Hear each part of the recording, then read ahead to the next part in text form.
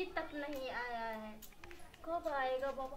बोला था इधर ही आने के लिए, अभी तक नहीं आया। अरे बाप रे बाका, आ गए। अरे इसी घर में बोला था, पिछवाड़ी से बुलाया था मैंने। अरे सुनो, तुम बुलाया था मुझे? हाँ मैंने बुलाया था बाबा। बाबा क्या कर रही हो?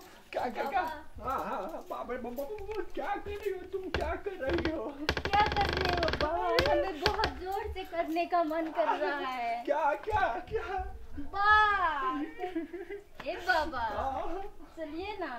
क्या समस्या है? क्या मुझे बड़ा समस्या है। अरे बाप रे, क्या है समस्या? वही। अरे बाप रे, अंदर में समस्या है? हाँ चलिए ना। अरे बाप रे, चलिए ना बाबा। मुझसे नहीं होगा। होगा, अभी से होगा। चलिए ना बाबा, चलिए। अरे बाप रे भाई, चलो। बाप रे, कोई देखेगा तो? नहीं देखेगा, कोई नहीं है अभी, इसीलिए आपको बोला था पिछाड़ी से आने के लिए, अगाड़ी से नहीं। चलिए ना। घर में कोई? तुम्हारा पति कहाँ है? मेरा पति वती नहीं है, विदेश गया है। अरे बाप रे, मैं जा रहा हूँ। नहीं आइए ना, मुझे बात करने का मन कर रहा है। छोड़ो। अरे बाप रे बाबा, चलिए ना। अरे बाप रे, तुम आ जाए, चलो।